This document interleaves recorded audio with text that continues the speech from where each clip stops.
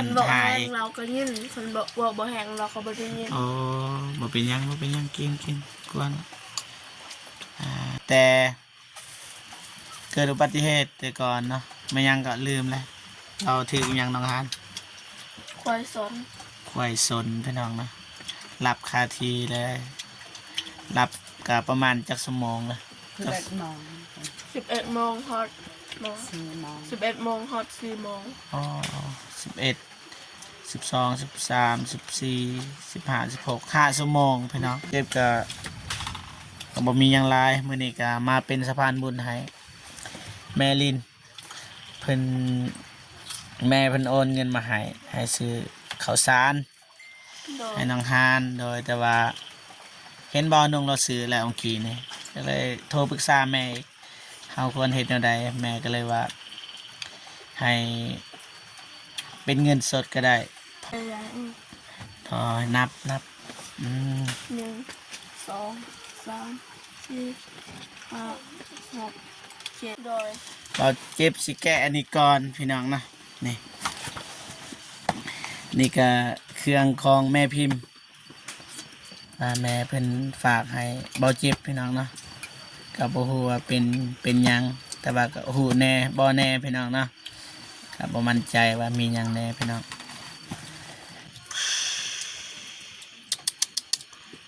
เบาเจ็บเคยเสกแล้วพี่น้อง 6,000 บาท3 ล้าน5เงินแล้ว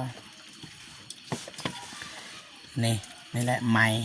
ว่าไม้ DJI พี่น้องที่ทุกคนต้องการนะใครเฮ็ดคลิปก็ต้องการแบบนี้แหละพี่น้องแต่ว่าแม่พิมพ์เพิ่นจัดให้เบาเจ็บ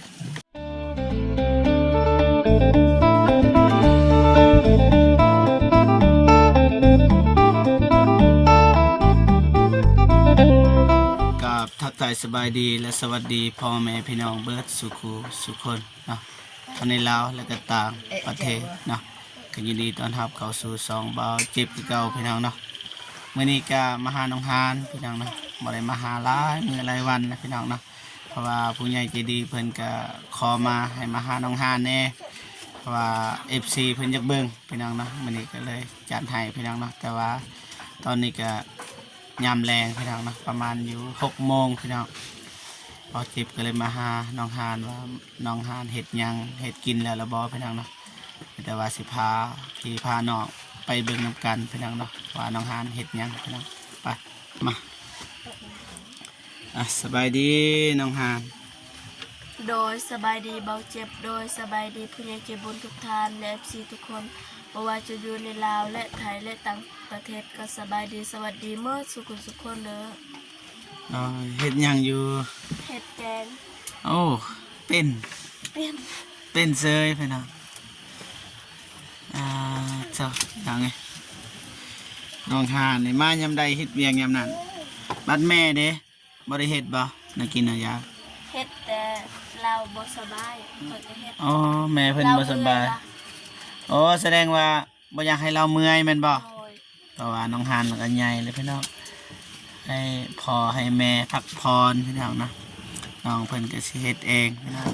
บ่ฮู้ว่าแซ่บหรือบ่พี่น้องบ่แซ่บบ่ บ่ฮู้ ต้องลองนะพี่น้องเนาะให้บ่เจ็บลองบ่ ให้ ตอนนี้ไตโคมพี่น้องใส่เปิดให้อายเบิ่งนะอาหารหยังอากายพี่น้องปัดเถอะนี่อีหยังนี่ ปลา ปลาหยังปลานิล โดยปลานิ พี่ ล น้องมันคิดยากเนี่ยกับปลานิลนี่ดุแท้หาเองบ่เนาะ บ่ของนาบาวให้แม่ ของลำบาวให้ โดยเราอีต้นแม่ อ่าลำบาวเอาให้ ของกินหลาย อื มื้ ม อ บ่มีแนวกินแนวอยากเนาะ โดย ก็ดีว่ายังมีคนเป็นห่วงเป็นใยอยู่พี่น้องเนาะนี่เกินสารนิดน้อยพี่น้องนะสิว่าเลยนี่ เบาเจ็บบ่ซิมบ่ โอ้ให้อายซีมิก โดย บ่ถนัดซีมอายไม่ได้กินอย่างเดียว ซิมก็ได้ลองซิม บ่เป็นหยังอายถ้ากินอย่างเดียวให้อายกินบ่ล่ะ ให้ เหลี่ยมตาบ่เปิดแฟตไปนะป ปกติกะน้องเป็นคนเฮ็ดตลอดบ่ โดย อืมเก่งหลายน้องฮานนะอ่าคักมื้อนี้น้องไปไสมื้อนี้ บ่ได้ไปใส่ฝนตกแต่เช้า แม่นบ่เที่ยงคันนี่บ่เจ็บก็อยู่ท้องวายเบิดมือพี่น้องอ้าเหลื่อมแห้งพี่น้องนี่ปิดแทงมือพี่น้องบ่เจ็บก็อยู่นี่เบิดมือพี่น้องว่าสิไปส่งน้องเดิมแต่ว่าบ่ได้ไปส่งพี่น้องเนาะเพราะว่านัดกับน้องเดิมนี่สิไปส่งบ้านบ่ายโมงพี่น้องบัดไปละฝนตกบัดนี่บ่ได้ไปใส่เลย นั่งสู้กันอยู่หั่นน้องเดิมก็ลวกมาม่าให้กินแล้วก็จีนั่งให้พี่น้องนั่งกินนั่งสู้กันพี่น้องก็เลยบ่ได้เมื่อส่งพี่น้องเนาะก็เลยตอนนี้ก็บ่เจ็บก็มาถ่ายน้องฮานต่อพี่น้องเนาะเพราะว่าบ่ได้ไปส่งน้องฮาน โอ้โย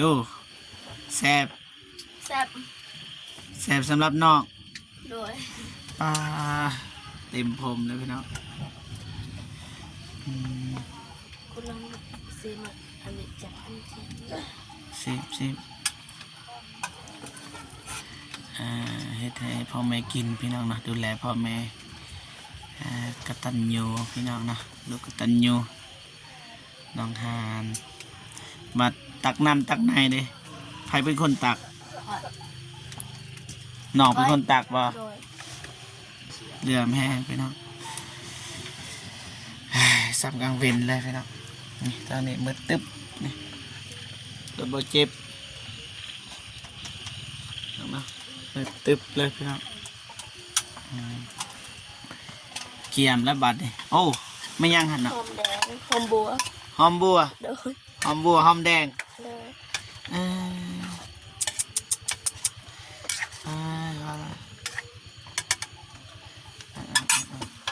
น่าจะแสบอยู่พี่น้องนะ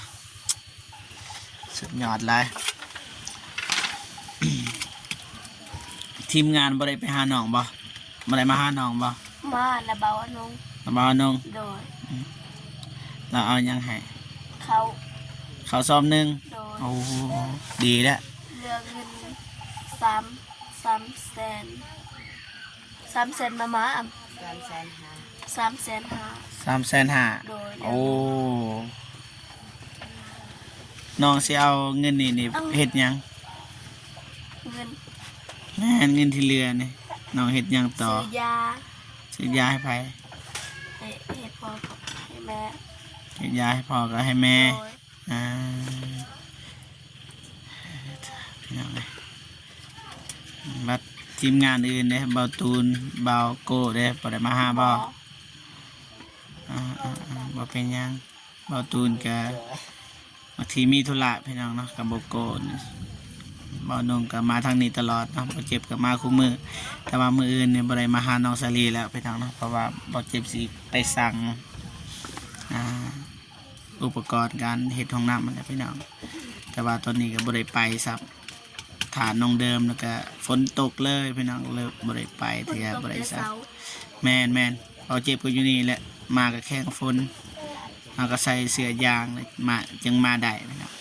บ่ตูนบ่โกกอะมาบ่ได้พี่น้องฝนตก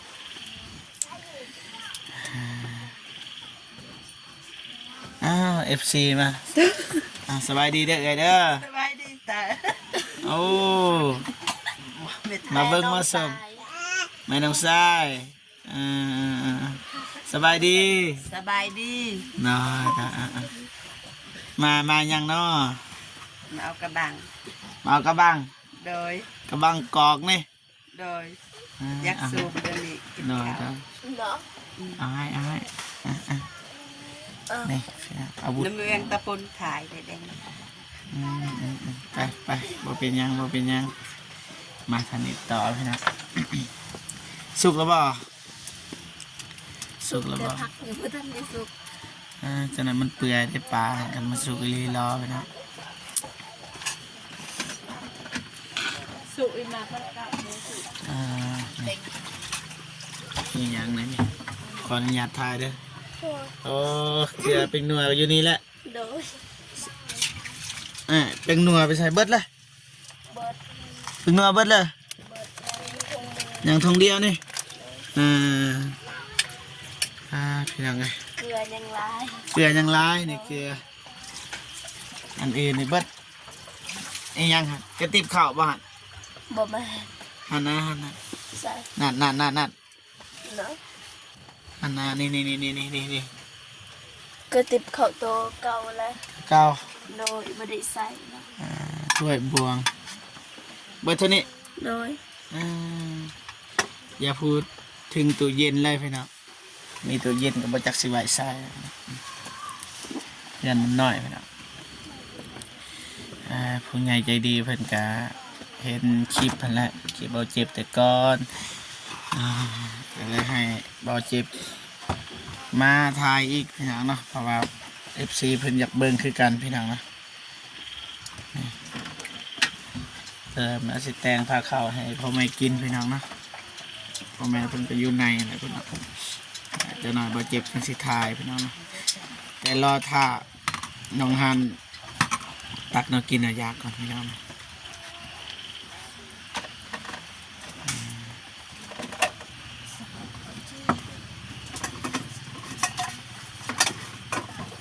ง่ายบ่ต้องย่างไปใส่ยืดหน่อยหนึงกระเทิงแล้วพอแล้วนะไประวังเด้อ โดย เห็นหน้าเบิดปีไฟไหม้แล้วเข่านี่แหละชั่วนี่เกือบอยู่ในเลยพี่น้องนี่ติดเลย ติดบันไดแต่งกินก็ได้เฮ็ดผู้ใดอยากเบิ่งเรื่องราวของน้องฮานแนะนำให้ย้อนไปดูคลิปก่อนๆพี่น้องคลิปน้ำเบาเจ็บนี่แหละคลิปไอเตียงคลิปไอลีคลิปทีมงานเฮามีเบิดพี่น้องเนาะนำเบาลีเบายาวเบาเตียงเบานงเบาเจ็บพี่น้องเนาะเบาตูนเบาโกบ่มั่นใจว่ามีหรือบ่พี่น้องเนาะ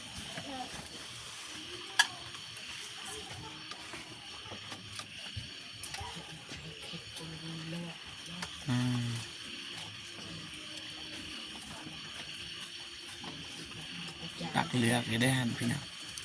มาหูกับสีปลายไผ่ตักได้หน่อยก่อนก็ได้ยันกินมาเบิดฉันกินเบิดก็ตักไม่น้ำเด้มันห่อเด้มาสาบเลยพี่น้องวิถีชีวิตพี่น้องบานๆเลยแบบนี้แหละเบาเจ็บกับแบบนี้แหละอยู่เฮือนพี่น้องมีเกลือกินเกลือมีมักเผ็ดกินมักเผ็ดบ่มีมักเผ็ดบ่มีเกลือก็อดกินแต่ข้าวซื้อพี่น้องขอแต่ว่ามีข้าวนะเราก็กินได้แล้วพี่น้องไปเนาะไปพ่อแม่พี่น้องกินข้าวสบายดีเด้อน้องทรายโอ้สบายดีเด้อสบายดีแม่ได้วันนี้กินข้าวน้ำกันวันนี้พี่น้องเนาะมาพี่น้องกินข้าวน้ำกันเด้อ ผู้ใหญ่ใจบุญทุกท่านมากินข้าวนำกันเด้อ FC พังไทยพังลาวมากินข้าวนำกันเด้อ ได้กิน ไอเจ็บ ได้กินแล้วอยู่ที่น้องเดิม โดย มา ไม่แลกอยู่ ได้แล้วมาเป็นยังมาเป็นยังเราบอกว่าเป็นกินแล้วเนาะมาเป็นยังบกวนมาเด้อเซิร์นกินข้าวเด้อบาเจ็บ ได้กินเราเจ็บกินแล้วจ่ายเยอะครับจ่ายเยอะ กินได้ปลาไผ่ก็ลืมละ ปอเนาะมาเบา ปลาน้ำบาวแค่แน่ระบาการของอ้าย ไม่เคย บ่ เป็นยังไง ต้อง ยังเจ็บบ่ ยังเก็บ อ้ายเพิ่นก็บ่ได้ยินปานใดพี่น้องเนาะคันเว้าคอยบ่ได้ยินปานใดคันตะโกนใส่จะหน่อยว่าอั คั น นบอก ถ่า แห้ ย งเราก็ยินคันบอกบ่แห้งเราก็บ่ได้ยิน โอ้บ่เป็นหยังกินกวนกินแน่นับแต่เกิดอุบัติเหตุแต่ก่อนเนาะไม่ยังก็ลืมเลยเราถือยังน้องฮาน ควายสน ควายสนพี่น้องเนาะหลับคาทีเลยหลับกับประมาณจักสมองเลย เล็กน้อง ก 11 โมงฮอตโมง 4 โมง 11 โมงฮอต4 โมง อ๋อ11 12 13 14 15 16 5 ชั่วโมงพี่น้อง เพิ่น ไปพื้นอยู่ห้องหมอ เออ ยินน้องหานเพิ่นแล้ว สิบกลาง ห้องหมอใส่กรองเพิ่น โดย อืมไก่ตนนะควายสนพี่น้องเนาะก็เลยแต่ก่อนนี่พอเป็นเฮ็ดเวียกบาดนี้นี่เฮ็ดเวียกบ่ได้เนาะ อืม มันจะลูกเป็นเฮ็ดเวียกพี่น้อง เบาจับเลย เป็น บ่เป็นนะ เส้น เจ็บเส้น อืม อืม เอาเลยสิ ปวดขาครับไม่อยากเอาไปบอกว่าถึงหลักมือหนึ่งมันปวดเลยเจ็บเลย อ่าไปบ่ฮอดหลักสมพี่น้องบ่ฮอด1กิโลก็ อ่า ไปฮอด1กิโลเมตรก็มาบ่ได้เด้อพี่น้องนะรู้สึกว่าย่างบ่ได้ควายสนเลยรับคาทีพี่น้อง5ชั่วโมงตามที่ทีมงานเฮาได้ทานตลอดแล้วพี่น้องนะพอแม่พี่น้องคือสิฮู้แล้วไปติดตามสองบ่าวเตียงทองบ่าวลีบ่าวยาวบ่าวนงพี่น้องนะบ่าวโกบ่าวตูนอาจจะฮู้ต้นปลายสาเหตุพี่น้องนะจึงว่าน้องฮานมีแต่น้องฮานบางทีก็กับแม่ไปเปียกไปรับจ้างนะครับโอเคพอพี่น้องนะบ่าวเจ็บก็บ่มีหยังหลายมื้อนี้ก็มาเป็นสะพานบุญให้แม่ลินเพิ่นแม่เพิ่นโอนเงินมาให้ซื้อข้าวสาร โดย ให้น้องฮานโดยแต่ว่าเห็นบ่อนุ่งเราซื้อแล้วเมื่อกี้นี่ก็เลยโทรปรึกษาแม่อีกเฮาควรเฮ็ดแนวใดแม่ก็เลยว่าให้เป็นเงินสดก็ได้ พอได้แบบว่าบ่มีแนวกินหรือว่าบ่สบายหรือว่าพาพอไปหาหมอก็ใส่เงินนี้มันอาจสิบ่หลายแต่ว่าเป็นน้ำใจของแม่แหละนะบ่มีเซอร์ไพรส์เฉพาะพี่น้องนะบ่เจ็บเฮ็ดเซอร์ไพรส์บ่เป็นนอกจากให้น้องเดิมพี่น้องนะอ่ะ เข้าใจแล้ว ถอยนับอืม 1 2 3 4 5 6 7 7 แสน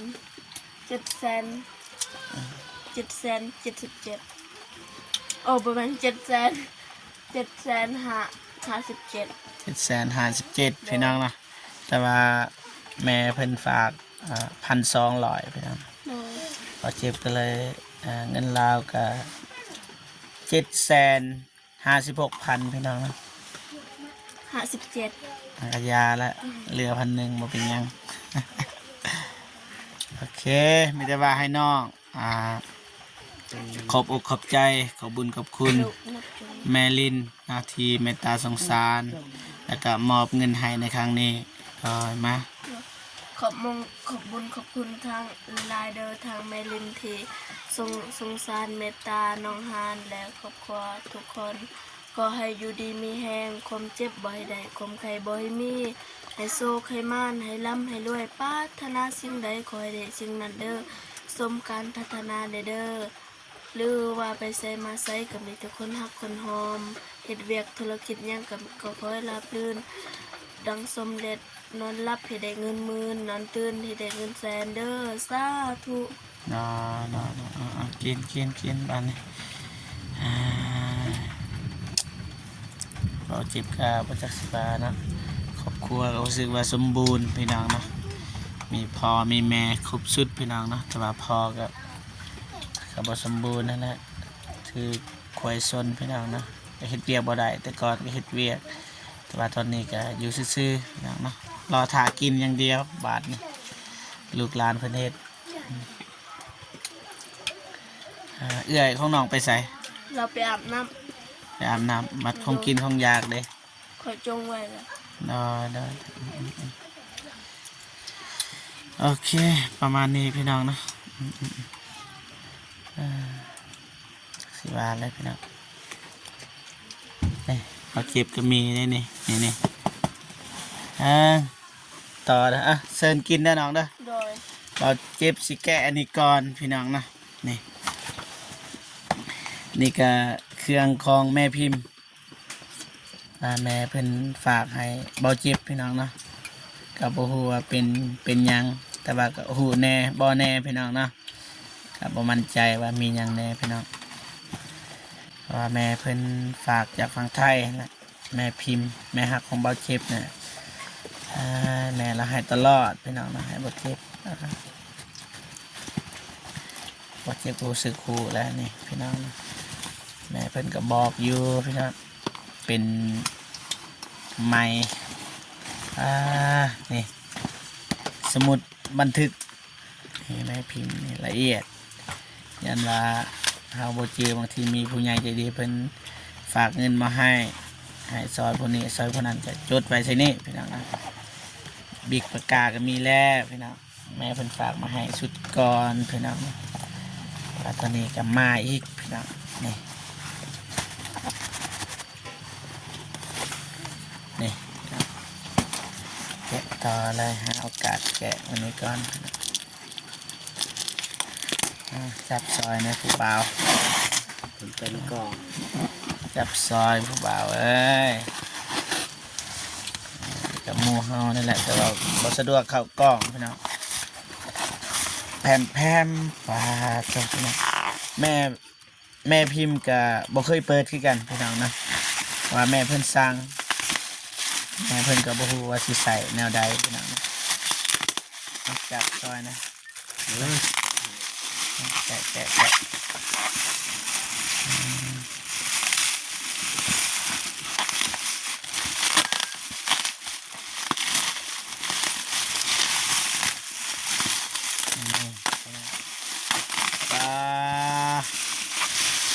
นี่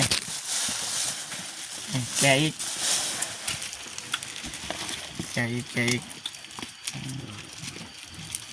มาแต่เวียดพี่น้องแต่ว่าส่วนเพิ่นหมาพี่น้องนะ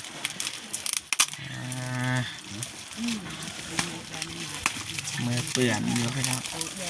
ไอเปียกดุลายนี่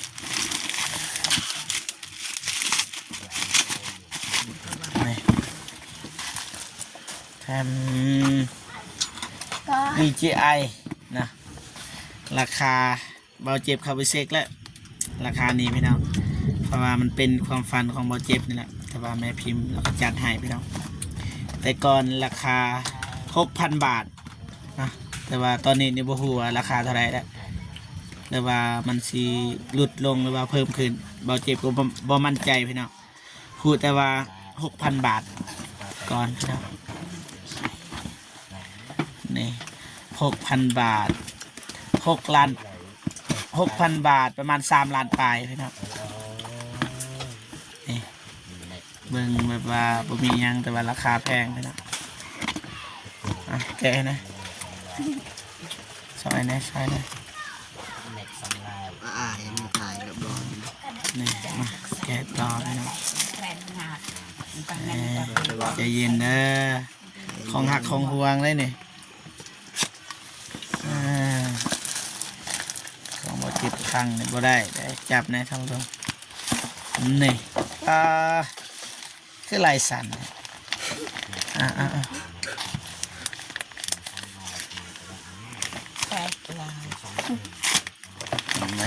จับไปนะบ่ว่าปล่อยก็ได้จับนี่ดันเด้ก็ได้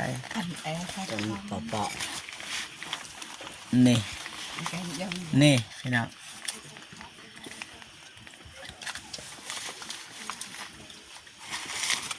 เอ้าอย่าเด้อ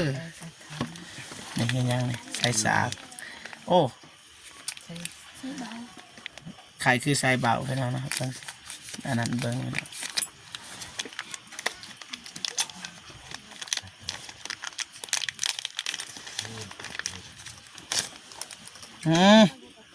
ใส่สา ซา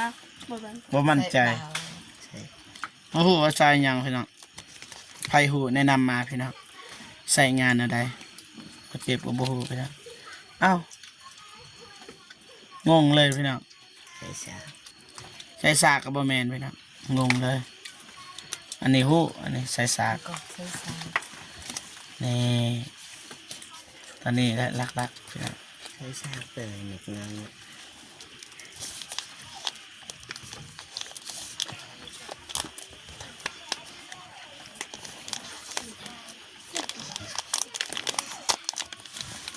โอ้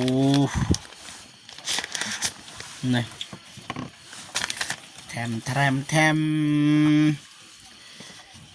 6,000 บาทพี่น้องเปิดจังได้บ่แม่น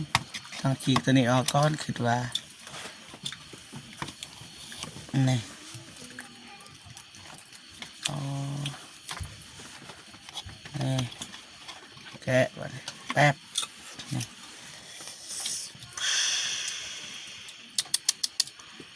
เบาเจ็บเคยเสกเลยพี่น้อง6,000 บาท3 ล้านห้าเงินแล้วนี่แหละไม้ว่าไม้ DJI พี่น้องที่ทุกคนต้องการนะใครเฮ็ดคลิปก็ต้องการแบบนี้แหละพี่น้องแต่ว่าแม่พิมพ์เพิ่นจัดให้เบาเจ็บนี่ครบสุดพี่น้องโอ้โหใส่งานแบบใดมือกันสิเสร็จหายเตียงก่อนสอนเบาเจ็บหน่อยครับนี่โอเคประมาณนี้พี่น้องเนาะอัดก่อนพี่น้องหน่อยเพลพังพี่น้องเนาะโอเคพี่น้องต่อทางนี้ต่อบาดนี่อิ่มแล้วพี่น้องเตรียมยกย้ายเลยพี่น้องเนาะโอเคประมาณพี่น้องเนาะ สบายดีก็จะ โดยบ่โอเคบาทนี่ภารกิจสำเร็จพี่น้องเนาะเอาเงินมาให้น้องฮานหรือครอบครัวพี่น้องเนาะเงินนี่ก็ให้น้องใส่ซื้ออิหยังก็ได้ โด แต่ ย ว่าอยาก เว ซื้อ ลา นึก จำเป็น โดยใส่เวลาจำเป็นการเจ็บเป็นซื้อยอกซื้อยาหรือว่าอาหารการกินอิหยังก็แล้วแต่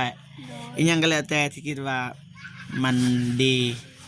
กับเฮาเลยก็คุ้มค่าที่สุดพี่น้องว่าแม่เพิ่นก็บ่ได้รวยบ่ได้รวยนะแต่ว่าความแบบว่าสงสารพี่น้องก็เลยโอนเงินมาให้พี่น้องเนาะก็ประมาณนี้เนาะ โดย โอ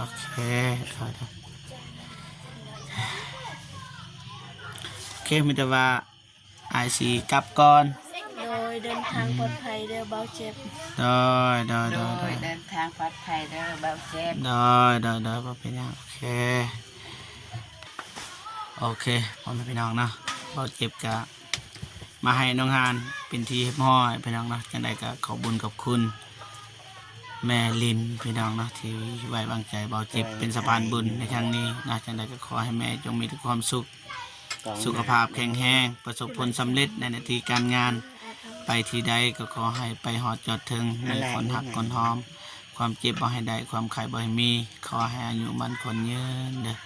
สาธุนะโอเคแล้วก็เบาเจ็บก็อยากขอบคุณนะแม่พิมพ์นะที่แม่เพิ่นซัพพอร์ตตลอดมาเพราะว่าทั้งโทรศัพท์และเครื่องใส่ต่างๆแล้วก็ตอนนี้ก็ได้ไมค์พี่น้องเนาะไมค์DJI พี่น้องเบาเจ็บก็เคยเข้าไปเสิร์ชใน Google พี่น้องแต่ก่อนประมาณดนๆในแหละประมาณ 2-3 เดือนหลังประมาณอยู่6,000 บาทพี่น้องเนาะแต่ว่าตอนนี้บ่ฮู้ว่าราคาขึ้นหรือลงพี่น้องเนาะจังใดก็ขอขอบใจหลายๆเนาะจังใดก็ขอให้แม่จงมีแต่ความสุขสุขภาพแข็งแรงขอให้อายุมันคนยืนความเจ็บบ่ให้ได้ความไข้บ่ให้มีให้พบเจอแต่ความสุขเนาะอันตรายภัยทุกข์อย่าเบียดเบียนตัวเจ้าขอให้เงินคำเขาไหลมาโฮมคือน้ำแกงให้นั่งนับแต่แบ่งเลี้ยงเสานับเอาไว้เด้อแม่เด้อนะสาธุบ่เจ็บก็สิขอตัวเดินทางกลับก่อนนะพี่น้องพบพอกันคลิปหน้าสำหรับคลิปนี้ขอกล่าวคำว่าสบายดีเด้อบ๊ายบายพี่น้องนะ